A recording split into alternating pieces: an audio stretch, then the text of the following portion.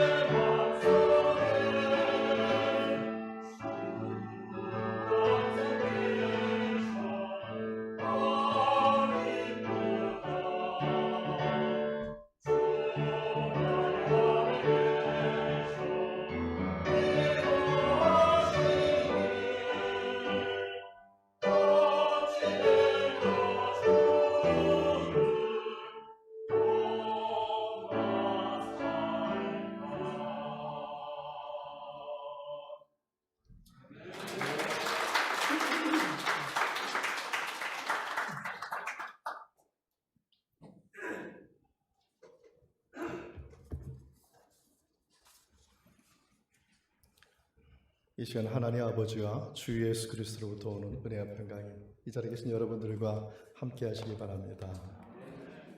귀한 특성을 불러주신 여러분들께 감사를 드립니다. 저희는 코로나19 사태로 인하여서 큰 어려움을 겪고 있습니다. 대한민국 국민이면 누구나 지금 눈에 보이지 않는 바이러스와 힘겨운 싸움을 하고 있습니다. 더군다나 한국교회는 지금 더 어려운 가운데 있습니다. 그리고 그리스도인들 각자 개인마다 지금 영적인 싸움을 하고 있습니다. 이 자리에 계신 우리들도 예외일 수는 없습니다. 우리도 지금 힘겨운 믿음의 싸움을 하고 있습니다. 이러한 우리의 삶의 자리, 이 삶의 자리에서 우리는 우리의 신앙을 어떻게 해석하고 살아야 될지. 삶의 자리란 말이 독일어로 sit in Leben이라고 합니다. 직역을 하게 되면 삶 안에 있는 자리라는 뜻이죠. 저는 이것을 이렇게 한번 해석해 보았습니다. 우리가 우리의 삶의 자리를 어떻게 보고 있느냐, 지금 질문을 하는 것이고 또 우리는 지금 어떻게 대답을 할 것인가 라는 그런 말로 느껴집니다. 여러분의 삶의 자리는 어떠십니까? 그리고 지금 닥쳐있는 그 삶의 자리를 어떻게 해석하고 계십니까? 저는 카메라는 잘 모르지만은 카메라를 찍으신 분들의 많은 분들의 말씀이 카메라는 가만히 있고 렌즈만 바꿔서 끼웠을 뿐인데, 그런데 세상에 우리가 보는 것보다 훨씬 더 정말 아름답게 사진이 찍혀질 수도 있고 작품이 생길 수가 있다는 것이죠. 렌즈만 끼웠는데, 이와 같이 우리의 삶의 자리도 마찬가지라는 것입니다. 예수님 믿는 것은 세상이 바뀌는 것이 아니라 내가 바뀌는 거예요. 우리는 자꾸 세상이 바뀌길 바라고 있다는 것이죠. 예수님 믿는 것은 결국 내가 달라지는 것이고, 결국 신앙의 문제는 결국 나의 문제라는 것입니다. 다시 말해서 내가 있는 이 삶의 자리, 이 레벨의 이 삶의 자리에서 내가 어떻게 해석하고 어떻게 믿음을 가지고 살아가느냐. 저는 오늘 본문의 말씀이 이와 관련된 말씀을 전한다고 이렇게 생각합니다. 오늘 말씀을 통해서 우리의 삶의 자리를 다시 한번 생각해 보시고, 그리고 우리의 삶의 자리를 다시 한번 해석해 보시고, 그리고 믿음을 가지고 살아가는 은혜의 시간 되기를 바랍니다. 첫 번째로 예수님은 우리의 신앙의 자리가 어떤 자리가 되어야 되느냐 하면은 말씀의 씨앗이 심겨지는 자리. 오늘 본문의 말씀은 말씀의 씨앗이 심겨지는 자리가 되어야 된다는 것이죠. 마태복음 13장 3절과 4절 말씀, 우리 좀 길지만 말씀 우리 함께 읽겠습니다. 예수께서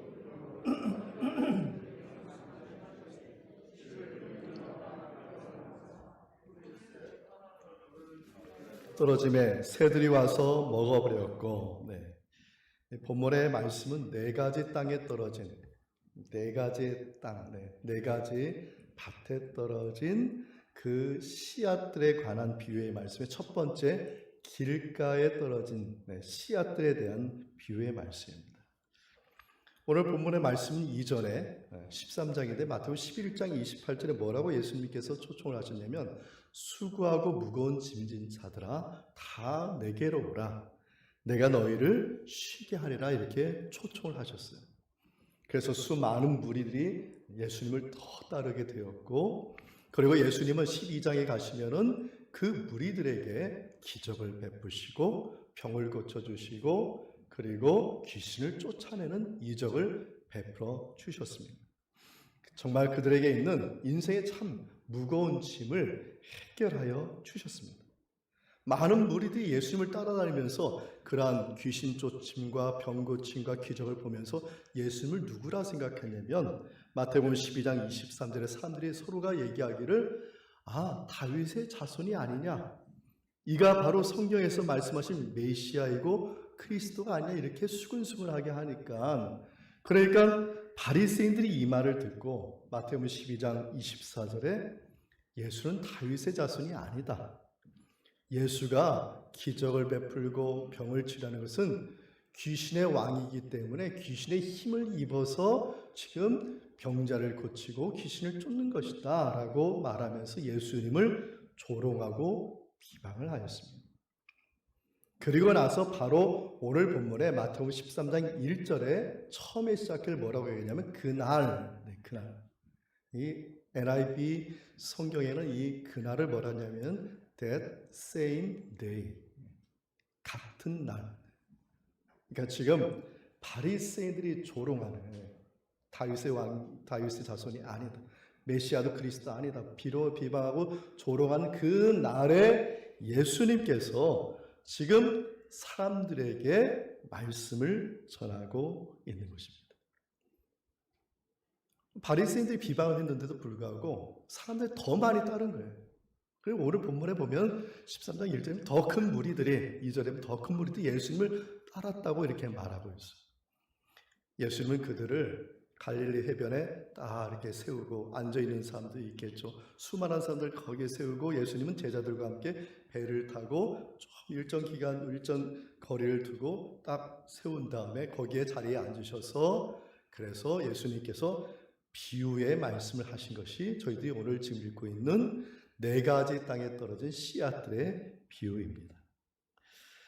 농부가 씨앗을 뿌렸어요.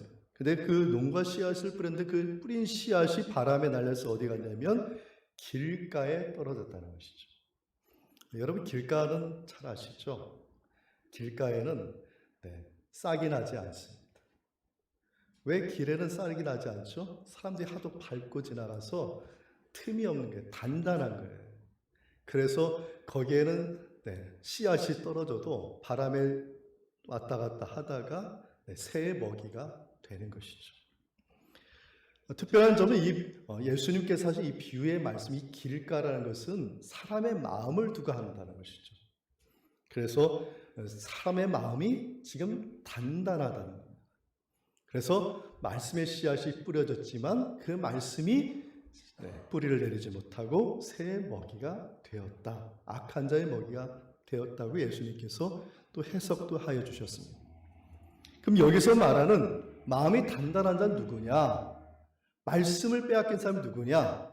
바로 바리새인들을 두고 하는 말인 것입니다. 그들은 자신의 전통과 자신이 만든 규율을 가지고 마음이 단단한 것이죠. 유교를 믿는 사람 아시죠? 공자, 맹자, 노자의 그 가르침을 가지고 마음이 단단합니다. 말씀이 들어가지 않아요. 지금 그러한 사람을 얘기하는 것이죠. 예수님께서 그렇게 쉼없이 복음을 전하고 하나님의 나라의 그 말씀을 전했음에도 불구하고 바리새인은 끝까지 예수님을 따르지 않고 오히려 비방하고 조롱하고 있었던 것입니다. 어느 가정의 이야기입니다. 아버지가 늘상 아이에게 하는 말이 무슨 말을 했냐면, 아들아, 우리가 하나님을 붙잡으면 다 붙잡는 것이고 하나님을 놓치면 우리가 다 놓친 것이다. 이 아버지가 아들을 하나 키우는데 그 아들에게 늘 하는 말이, 우리가 하나님을 붙잡으면 다 붙잡는 것이고 우리가 하나님을 놓치면 우리가 다 놓친 것이다. 이걸 늘 아버지가 아들에게 얘기하는 거예요. 그러니까 아들은 하도 많이 들은 얘기를 해서 이제 귀가 따가웠고 이제 잔소리로 들린 것이죠. 더더욱 이 아들이 화가 난 건 뭐냐면, 아버지는 너무 가난한 거예요. 아버지는 너무 가난한데 뭘 줄 것도 없으면서 왜 나에게 자꾸 왜 하나님만 붙잡으라 얘기하는, 이게 불평불만이 되어서 내가 커서는 아버지와 같이 살지 않겠다. 그래서 이 아들이 열심히 일해가지고 자수성가를 했어요. 그리고 결혼도 잘 해가지고 자기 자식에게 나는 나 같은 인생 안 만들겠다 하면서 아이들한테 원 없이 다 해줬어. 아이들이 공부도 잘하고 또 좋은 선생 만나고 학교도 잘 나오고 그리고 출세까지 다 한 것이죠. 이제 이 아버지가 된 이 아들이 이제 은퇴할 때가 돼가지고 이제는 나는 우리 아버지 같이 안 살았어. 그래서 이 만족하면서 나 이제 은퇴연금이나 받으면서 이제 편안히 살아야지 하고 이렇게 생각하고 있는데 어느 날 갑자기 몸이 안 좋은 거예요. 병원에 갔더니 아주 심각한 병에 걸린 것입니다. 아버지가 된 이 아들이 수술실 앞에 들어갈 생각하니까 참 답답한 것입니다. 근데 갑자기 아버지의 말씀이 생각나는 거예요. 하나님을 잡으면 다 잡은 것이고 하나님을 놓치면 다 놓친 것이다. 그래, 나는 하나님을 붙잡지 않았어. 나는 하나님을 잡지 않았어. 이런 아쉬움과 눈물을 흘리는 그러한 가슴 아픔이 있으네. 문득 생각난 것이 뭐냐면 내 자식들에게는 하나님을 붙잡으라고 얘기해야 되겠다. 그래서 자식들한테 전화를 했어. 애들아, 우리 이 아버지의 아버지가 나에게 주신 말씀이다. 하나님을 붙잡으면 다 붙잡는 것이고 하나님을 놓치면 다 놓친 것이다. 이렇게 말을 했더니 아이들이 다 하나같이 아버지의 말을 듣자마자 전화를 끊어버렸다는 거예요. 이 아버지가 되는 이 아들이 아버지의 말을 듣지 않은 것을 후회하면서 수술실에 들어갔다는 그런 이야기입니다. 사랑하는 성도 여러분, 여러분의 마음에는 하나님의 말씀이 지금 떨어져 있습니까? 그 말씀이 심기어져 있습니까? 늘상 듣던 그 말씀으로 여러분은 믿음 생활하고 계십니까? 로마서 10장 17절에 말씀하시죠. 믿음은 들음에서 나며 들음은 그리스도의 말씀으로 말미암느니라. 아멘. 마태복음 4장 4절에 이릅니다. 사람이 떡으로만 살 것이 아니요 하나님의 입으로부터 나오는 모든 말씀으로 살 것이라 말씀하셨습니다. 우리의 심령에 지금 가장 필요한 것이 뭐냐면 지금 네 가지 비유의 이 말씀은 지금 마음의 밭에 대한 얘기입니다. 처음부터 끝까지. 지금 인생에서 가장 필요한 것이 뭐냐? 그 마음의 밭에 무엇이 있느냐는 것이죠. 오늘 본문에서 말하는 중요한 핵심이 그거예요. 인생에서 그 마음의 밭에 가장 필요한 것은 지금 하나님의 말씀입니다. 그 말씀이 떨어져서 뿌리를 내려서 심겨지고 열매를 맺는 것이 이것이 하나님의 뜻이다. 할렐루야. 여러분의 마음에 하나님의 말씀이 뿌리를 내리고 심겨지면 요한 3서 1장 2절의 말씀이 이루어져요. 사랑하는 자들아, 내 영혼이 잘된 같이 내가 범사에 잘되고 강건하게 되는 이러한 축복이 임한다는 것입니다. 여러분의 마음의 밭에 지금 주님의 말씀이 심겨지고 뿌리를 내리기를 축원드립니다.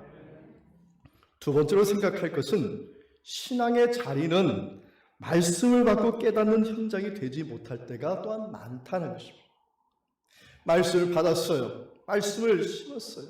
근데 말씀을 먹고 심고 말이 내 마음에 새겼지만 그러나 뿌리를 내리고 살았지만 그럼에도 불구하고 여러 장애들이 너무 많다는 것이죠. 오늘 그 비유의 말씀 중에서 마태복음 13장 5절에서 7절 말씀, 우리 말씀이 좀 길지만 우리 함께 읽도록 하겠습니다. 더러는 흙이 얕은 돌밭에 떨어짐에 흙이 깊지 아니하므로 곧 싹이 나오나 해가 돋은 후에 타서 뿌리가 없으므로 말랐고 더러는 가시떨기 위에 떨어짐에 가시가 자라서 기운을 막았고. 네 가지 밭에 떨어진 이 씨앗들의 비유 중에서 지금 이제 길가에 떨어진 씨앗 말고 두 번째, 세 번째 돌짝밭에 떨어진 씨앗과 그리고 가시덤불에 떨어진 씨앗에 대한 말씀을 지금 저희들이 읽었습니다. 먼저 이스라엘 농사법을 먼저 이해해야 됩니다. 이스라엘 농사법은 우리가 요즘같이 비닐을 딱 땅에 깔고 구멍을 뚫어가지고 거기다 땅콩도 싣고 이렇게 줄을 세워서 아니면 논을 있으면 줄을 딱 재가지고 서로 열을 맞춰서 이렇게 심는 게 아니라 옛날 고대 이스라엘의 농사법은 씨를 한 움큼 지어가지고 그냥 땅에다 이렇게 쭉 뿌리는 그런 농사법이었습니다. 그러니까 땅에다 쭉 뿌리니까 바람이 날리잖아요. 바람에 날리니까 그 씨앗들이 몇몇은 어디로 가면 길가에도 부러지고, 그리고 돌짝밭에도 부러지고, 그리고 가시덤불 안에도 뿌려지게 된 것입니다. 길가에 부러지는 씨앗들은 이것은 바람에 날리다가 새들의 먹이가 되는 것이고, 그리고 돌짝밭에 떨어진 씨앗은 이 돌 위에 흙이 약간 있으니까 여기에다 뿌리를 내렸지만 낮에 햇빛에 의해서 돌이 달궈지니까 뜨거워서 이 안에 있던 씨들이 말라버리는 것이고, 가시덤불 안에 흙이 있으니까 그 안에 씨가 심겨져서 자라나지만 이 가시에 의해서 열매를 자라나지만 열매를 맺지 못하게 된다는 그러한 말씀입니다. 예수님께서 마태복음 13장 20절에 보면 아주 친절하게 이것들을 해석해 주셨어요. 돌짝밭에 뿌려졌다는 말은 말씀을 기쁘게 받지만 환난과 박해에 넘어진다는 뜻이고, 22절에 가시떨기에 떨어졌다는 것은 말씀을 받지만 세상의 염려와 재물의 유혹에 결실 못한다는 그러한 뜻인 것입니다. 중요한 것은 이 말씀을 받는 사람이 누구냐는 것이죠. 길가에 떨어진 씨앗의 비유의 대상자 누구냐면 바리새인, 종교인들을 하는 것이고, 이 두 번째, 세 번째 돌짝밭에 떨어진 씨앗과 가시덤불에 떨어진 씨앗의 비유의 대상 누구냐면 지금 예수님의 말씀을 듣고 있는 사람들을 얘기하는 거죠. 왜 예수님께서 그들에게 말씀하시면서 돌짝밭에 뿌려진 씨앗과 가시덤불에 떨어진 씨앗의 비유를 하셨을까? 이유는 한 가지입니다. 지금 갈릴리 해변에 서 있는 사람들은 예수님의 말씀을 들으러 온 것이 아니기 때문에 그 사람들 목적은 한 가지예요. 병 고침 받기 위해서, 귀신 들림을 해결하기 위해서, 그리고 예수님 따라가면 이상한 일들이 일어나 기적들을 보기 위해서, 또 어떤 사람은 예수님을 따라다니면 배고픔이 해결되니까. 이 사람들은 예수님의 말씀은 관심이 없고 그러한 것들만 관심이 있는 거예요. 예수님이 지금 전혀 관심 없는 사람들을 지금 해변가에 세워놓고 그들에게 말씀을 전하고 있는 것입니다. 그래서 예수님께서 권능을 많이 행하셨음에도 불구하고 예수님을 믿지 않고 회개하는 마을들을 얘기해서 예수님께서 책망하셨어요.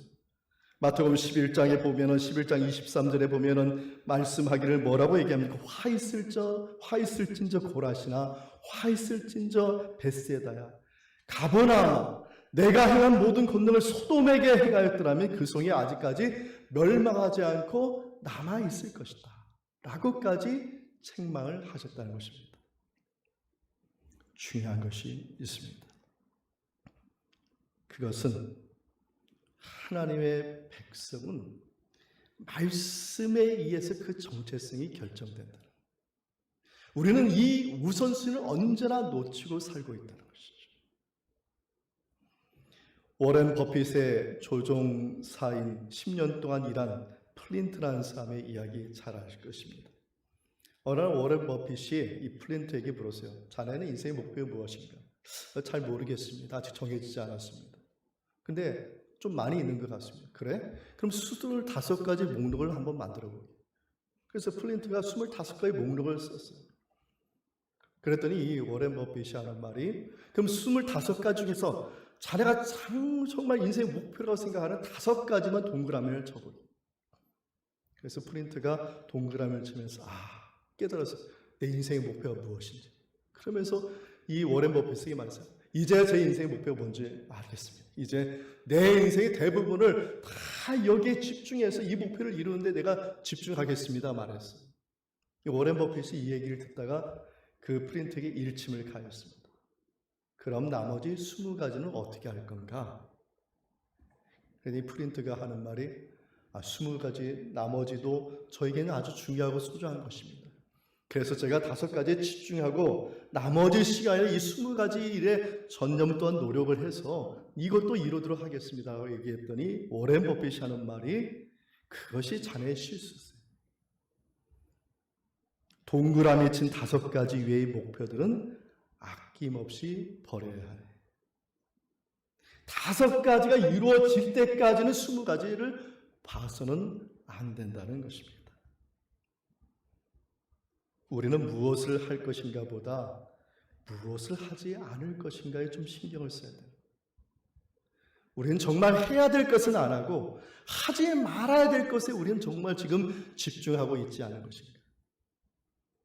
우리가 신앙생활에 망각하는 것이 무엇입니까? 하나님의 말씀이 없이도 하나님의 백성은 존재할 수 있다라는 잘못된 착각에 쌓였다는 것이죠. 하나님의 말씀을 마음에 담지도 않고 하나님의 말씀을 먹지도 않고 하나님의 말씀을 새기지도 않고 하나님의 말씀이 내 마음속에 깊이 뿌리를 내리지도 않고 나는 존재할 수 있다. 전혀 그렇지 않습니다. 하나님의 백성은 하나님의 말씀으로 그 정체성이 정해지는 거예요. 그래서 성경에 보면은 이러한 신앙을 두고 나무에 많이 비유를 합니다. 여러분이 잘 아는 나무 중에 종려나무와 백향목이 있습니다. 그 종려나무는 광야에서 삽니다. 그 사막에서 살아요. 그런데 그 광야와 그 사막에서도 죽지 않고 마르지 않고 잘 자라서 열매를 맺는다는 것이죠. 그리고 또 백향목은 또 어떻습니까? 레바논의 백향목은 해발 2000m 높이에서 산다. 산이 높을수록 영양분은 적어요. 다 밑으로 쓸려내야 돼요. 그리고 험준합니다. 그런데 그 높은 산에서도 이 백향목은 올곧게 똑바로 잘 자라. 나머지는 다 막 어그러지고 쪼그러들고 영양분이 없어서 비틀어지는데 이 나무는 다 그냥 올곧게 자란다는 것이죠. 저 사막에 있는 종려나무와 저 위에 있는 백향목의 공통점이 뭐냐면 뿌리를 깊이 내리기 때문인 것입니다. 그래서 시편 1편 2절과 3절에 복 있는 삶은 어떠한 삶인지 잘 말씀하고 있죠. 우리 말씀 우리 함께 읽어보겠습니다. 오직 여호와의 율법을 즐거워하여 그의 율법을 주야로 묵상하는도다. 그는 시냇가에 심은 나무가 철을 따라 열매를 맺으며 그 잎사귀가 마르지 아니함 같으니 그가 하는 모든 일이 다 형통하리로다. 아멘. 오늘 본문의 말씀 마음의 밭입니다. 그 마음의 밭에 하나님의 말씀이 심겨지고 그 하나님의 말씀이 여러분의 마음의 밭에 아주 깊숙이 뿌리를 내리고 할렐루야. 그 뿌리 내린 그 나무가 하나님의 말씀이 정말 하나님이 원하시는 열매를 맺게 되는 것이 이것이 저와 여러분을 위한 하나님의 뜻이고 축복인 줄 믿습니다. 우리의 삶의 현장이 어렵습니다. 그러나 그와 관계없이 내 마음의 밭이 세상과 같이 척박하고 돌짝밭이고 가시덤불밭이면 이것은 더 큰 위태로운 일인 것입니다. 여러분의 그 마음의 밭에 하나님의 말씀이 심겨지기를 주님의 이름으로 축원드립니다. 마지막으로 예수님은 신앙의 삶의 현장이 좋은 땅, 옥토가 되기를 바라신다는 말씀이죠. 마태복음 13장 8절의 말씀을 우리 함께 읽겠습니다. 더러는 좋은 땅에 떨어짐에 어떤 것은 100배, 어떤 것은 60배, 어떤 것은 30배의 결실을 하였느니라. 아멘. 지금 4가지 밭에 관한 그 밭에 떨어진 씨앗에 관한 이 비유의 말씀의 결론, 하이라이트. 그런데 이 말씀은 종말론의 말씀이라는 것이죠. 말씀이 되신 말씀이 육신이 있고 세상에 오신 예수님이 이 세상에 오셨어요. 지금 마태복음 13장 말씀의 상황을 보십시오. 세상이 길가입니까? 돌짝밭입니까? 가시덤불밭입니까? 옥토입니까? 한 가지 분명한 것은 옥토는 아닙니다. 종말론인 것은 아직 이루어지지 않았다는 것이죠. 아직 이루어지지 않은 것을 말씀하고 있다는 것입니다.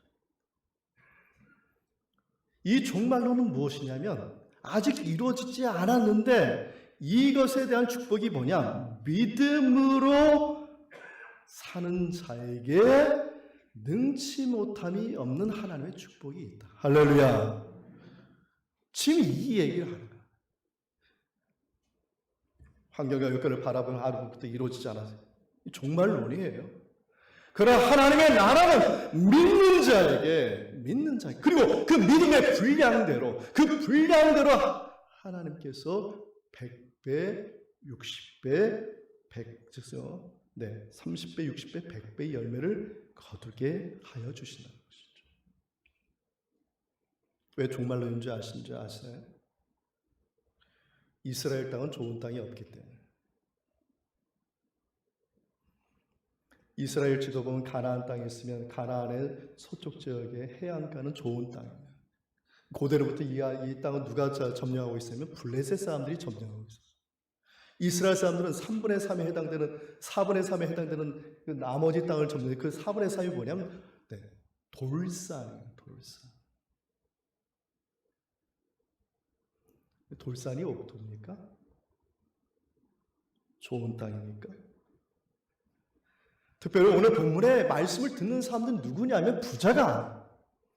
갈릴리 해변에 쭉 서서 지금 말씀을 듣는 사람은 병자이고 귀신 들린 사람이고 사회에서 천대받는 사람, 소외된 사람들이 지금 쭉 서 있는 거예요. 요즘 부자인 사람들은, 돈 있는 사람은 좋은 땅을 사요. 이렇게 봐서 입지가 좋은데 긴 빌딩도 쓰고 할 수 있어요. 돈 없는 사람은 그런 땅을 살 수 있나요? 없어요. 지금 예수님 앞에 서 있는 사람은 그 좋은 땅, 옥토라는 땅은 그것은 누가 갖고 있는 부자들이나 갖고 있는 땅이고, 만약 그들이 갖고 있는 땅이 있다면 다 어떤 땅이 돌산이에요. 돌산. 척박한 땅. 오늘 본문에 나온 4가지 밭이라는데, 이 밭이라는 원어의 뜻은 밭이 아니고 땅이에요. 땅.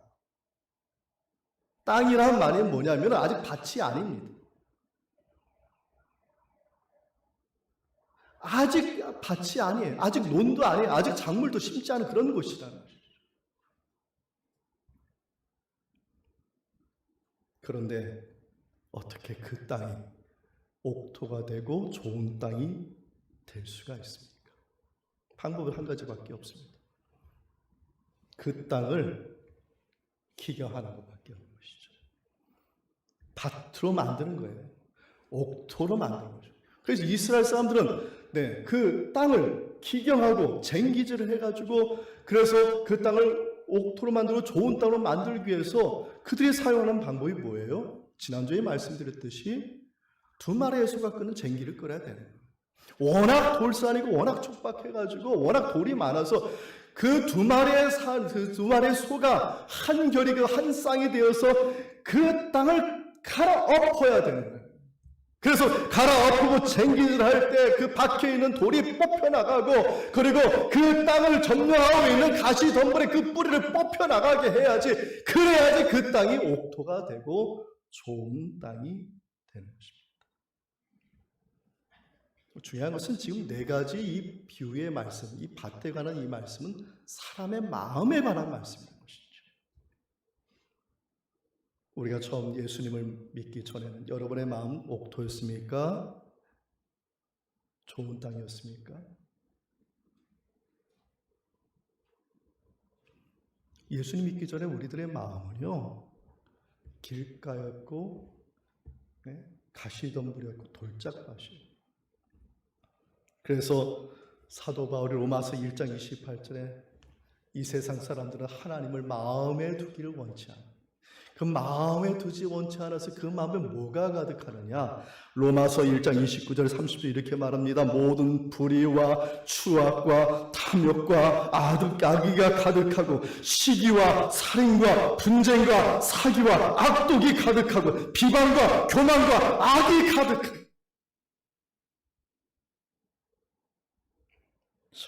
저와 여러분의 이러한 마음이 있다면 여러분 좋은 열매를 기대할 수가 있겠습니까?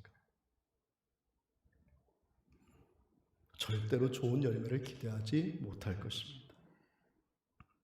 그런데 저희 마음이 어떻게 옥토가 되고 어떻게 저희 마음이 좋은 밭이 될 수 있었어요?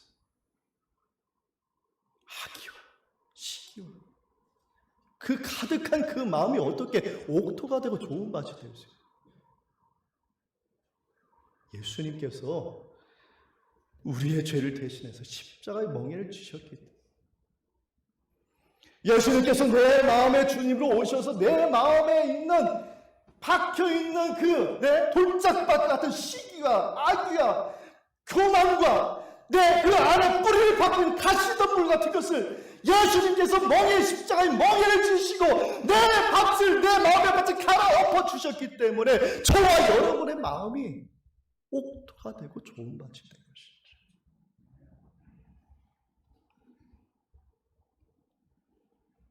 사랑하는 성도 여러분,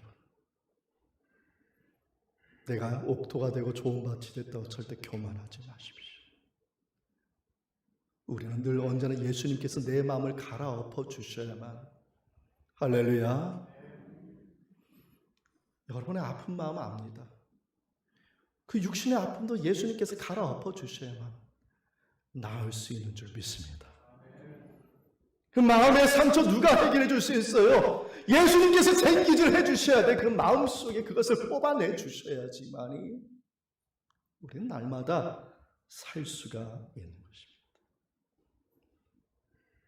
조금 전에도 말씀드렸습니다. 이 옥토와 이 좋은 땅은 종말론적인 것입니다. 아직 이루어지지 않았지만 믿음의 분량대로 살다 보면 언젠가는 이것은 이루어지게 되어 있다는 것이죠. 충청도 농사군의 6남매 중 막내 아들로 태어난 한 아이의 이야기입니다. 이 아이가 2살 때 소아마비가 걸린 것이죠. 가난해요. 치료도 못해서 후유증이 생기는데 그 후유증이 뭐냐면 안진뱅이가 된 거예요. 2살에 안진뱅이가 됐어요. 사람들이 다 지나가면서 하는 말이, 이 아이는 잘해봤자 거지가 되겠다. 부모 심정은 어떻겠습니까? 이 아버지는 이 2살뱅이 아들이 장애인이 된 이것을 받아들이지 못해도 노상, 술만 마시고 집에 오면 폭력을 해두는 거예요. 그러니까 어머니가 이 안진뱅이 아이를 자꾸 붙잡고 도망치는 것이죠. 여기 도망쳤다, 저기 도망쳤다. 아이가 자라났어요. 초등학교에 들어가야 되는데 이 아이를 얻고 겨울에 그 겨울에 아이를 얻고 초등학교 앞에 갔는데 그 초등학교에 들어가니까 그 선생이 하는 말, 이 아이는 학교에 다닐 수 없다는.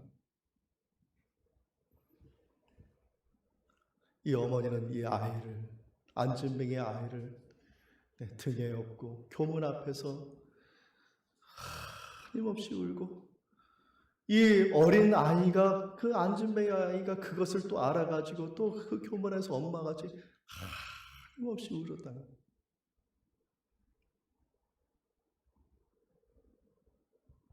그런데 한참 울다 보니까 이 엄마가 뒤로 딱 돌아서 아이의 발을 만졌는데 이 발이 얼어서, 그래서 집에 가는 길에 이 어머니가 이 아이에게 이런 말을 했다는 겁니다. 애야, 많이 춥지? 뒤에 안진뱅이 그 아이의 그 발을 만져가면서, 많이 춥지?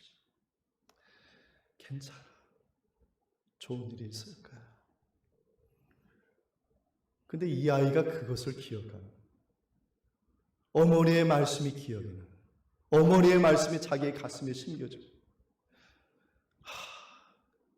어머님이 나를 이렇게 사랑하시고 나를 걱정해 주시고 나를 위해서 이렇게 위로해 주시는데, 그래, 어머니가 믿는 하나님이 나의 하나님이고 어머니의 믿음이 나의 믿음이고 하나님께서 나를 도와주실 거야 라는 생각으로 좌절하지 않고 열심히 공부했다는 거예요.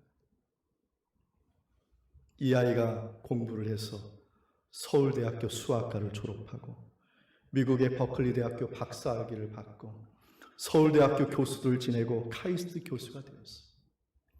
이 사람이 오늘날 세계적인 수학자인 김인강 교수라는 분이십니다.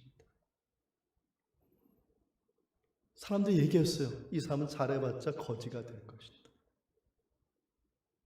그런데 그 아이가 안전방에 아이가 환경과 여건을 보지 않고 하나님을 붙잡고 하나님을 믿고 어머니의 믿음이 나의 믿음인 줄 알고 그가 살아갈 때 어떤 일이 일어났습니까? 30배, 60배, 100배 열매가 아니라 1000배, 만배의 복이 그 아이에게 이루어졌다는 거예요. 할렐루야. 이게 종말론적인 거예요. 지금 눈에 보이지 않아요. 지금 어떻게 될지는 몰라요. 그러나 내가 믿음을 붙잡고 하나님을 붙잡고 예수 그리스도의 이름을 내가 믿고자 한다면 정말로는 반드시 그 믿음의 분량대로 이루어진다는 것입니다. 그것이 몇 배냐? 100배, 60배, 30배 열매를 거두게 될 것이죠. 이 자리에 계신 여러분에게 이러한 믿음의 열매가 맺혀지기를 주 예수 그리스도의 이름으로 축원드립니다. 말씀을 마치겠습니다. 우리의 삶의 자리는 어떤 모습입니까? 하나님의 말씀을 듣고 그 말씀을 먹고 그 말씀을 마음에 새기고 그 말씀이 내 마음의 밭에 뿌리를 내리고 그래서 하나님을 붙잡고 말씀을 붙잡고 살 때 그 사람, 그 성도에게는 소망이 있고 희망이 있다는 사실을 믿으시기를 축원드립니다.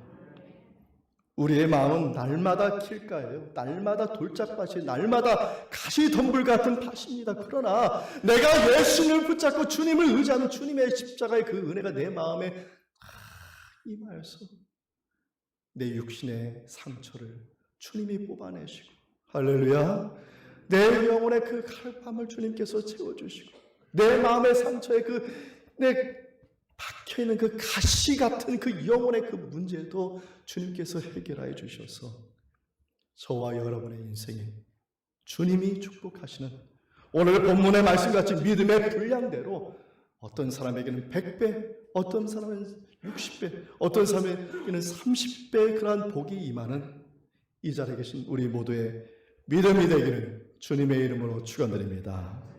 이러한 주님의 은총이 예수 그리스도 안에서 여러분의 마음과 생각을 지키시기를 바랍니다. 아멘.